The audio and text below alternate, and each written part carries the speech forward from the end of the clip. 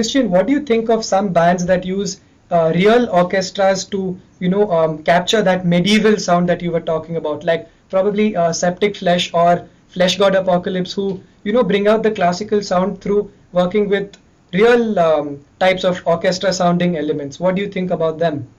It depends on the band, actually. There's a couple of bands where I think it's absolutely amazing, and then there's a couple of bands where I don't like it that much. And actually, I would make a difference between neoclassical metal and symphonic metal. It's not necessarily the same thing, It can be the same at times, but it also can be very different. I like it when that stuff is being used, but when the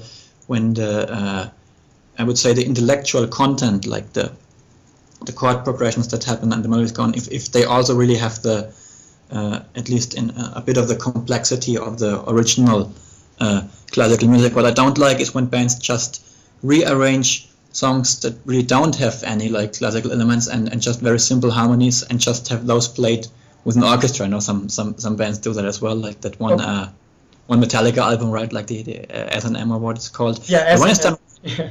Right? But for a band like Flesh God Apocalypse, I really like it a lot, because they also you can hear that they know what they're doing with the harmonies that are going on, and it's arranged very well.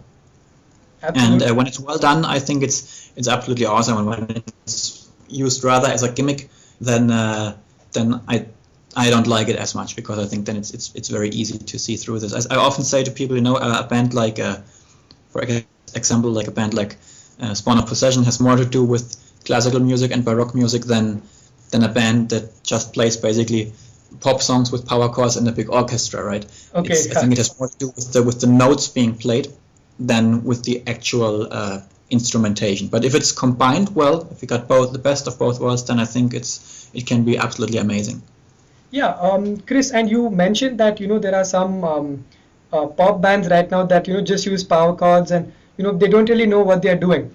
So nowadays some people complain that a lot of technology is causing music to become bland and unoriginal. Whereas Jimmy, you live in the US, right? But you're constantly collaborating with artists in Europe. So for you, how much of a benefit is such technology when it comes to making music? It's imperative, because there's a lot of great musicians here as well, but the primary motive for so many musicians in at least in this area is money, partying. You know what I mean? It's not really about the music. It's more about playing covers and that's fine if that's what they want to do. But I want to create something that's going to last, and I can listen to down the road and pick back up, and I can't really do that with playing someone else's song in a bar full of drunk people. I do that sometimes, but my preference is to work a lot, especially with the German musicians, because I feel like our influences align more. I've always kind of felt out of place here, and that I had more of a European mentality, at least for art and music. Okay. And then I like other cultures too. I like pretty much any culture except for here. I find our music very boring and tedious, except for jazz. And so you'll find that even on my own records, there's a lot of German musicians and a lot of foreign musicians, even Indian musicians like Vishal. So I find it imperative to have the internet. It's opened the world that I always wanted to have open to me, and made it where it's possible to collaborate with someone like Christian and create an album like The New Eternity's End.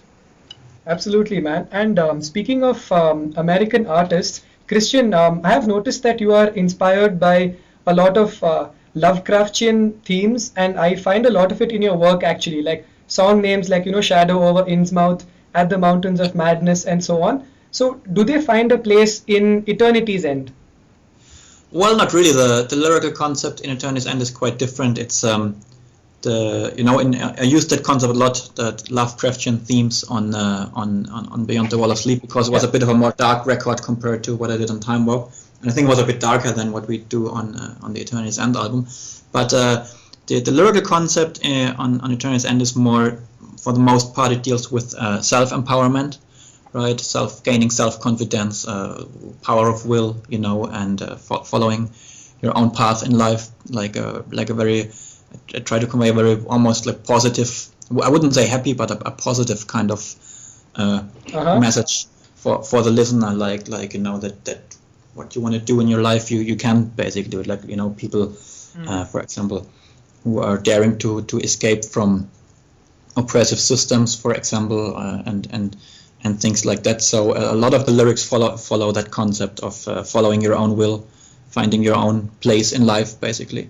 That kind of thing. It's a more philosophic approach, but that goes for the majority of the songs. But there are actually 4 songs on the album which have more fantasy-based themes. Okay.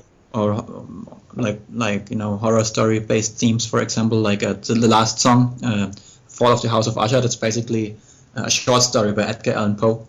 Okay, Edgar Allan Poe. A movie about it, right? Yeah, there was a movie with Vincent Price, a movie by Roger Corman from 1960. Okay.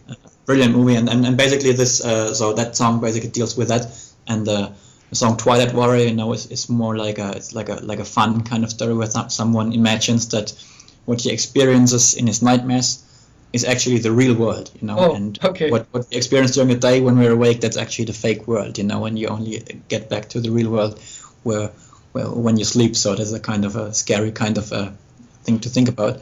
But yeah, that horror element is not so present in the lyrics. Most of it deals more, as I said, with the self-confidence and the self-empowerment.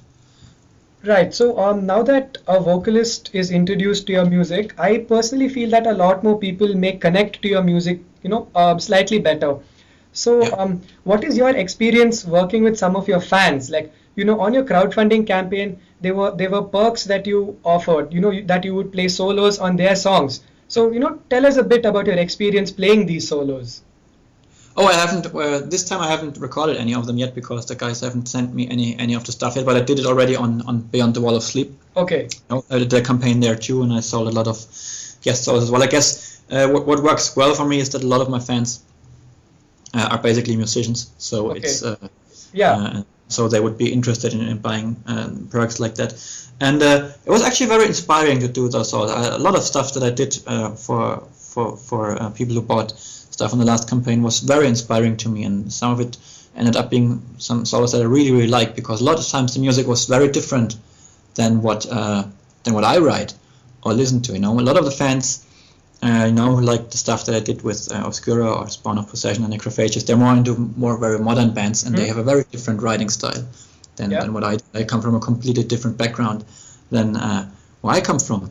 And then when you're challenged to play solos that fit into that music, that's something I actually really love to do, because it makes you think around the corner. I know it makes you think differently, and so I really enjoy that, and I will probably always offer those perks whenever I go for a campaign of that kind. I'm sure these fans would love to see you guys perform live. So Chris, do you guys have any plans of performing live with Eternity's End? Yes, we do. Actually, it won't be a touring band, with where we would play like six weeks in a row or something. I think if we play, we will try to do very exclusive things. Okay. That are very special.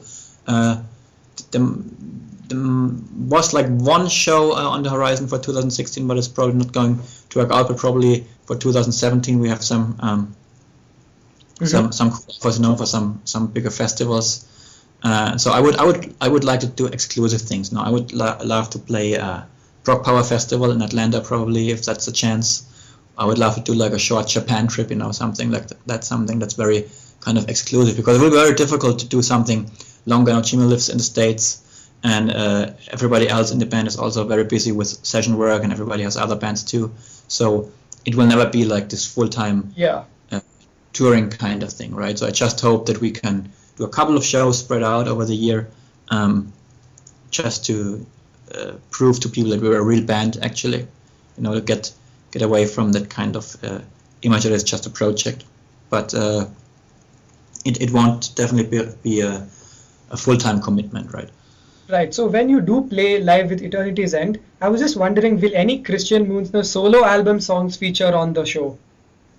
I've been thinking about it too, and I think it would be a pretty cool idea to play at least one or two tunes from the Beyond the Wall of Sleep album, since we're basically the same lineup, right? It's the same lineup, and I think it would make it a little bit more interesting for the people too. I mean, it probably depends on the playtime, right? How much playtime we get, but I think it would be fun to at least include one instrumental in there. And actually, for the Japan release of the album, we re-recorded a song from my first solo album, from the Time Warp album, as a Japan bonus track.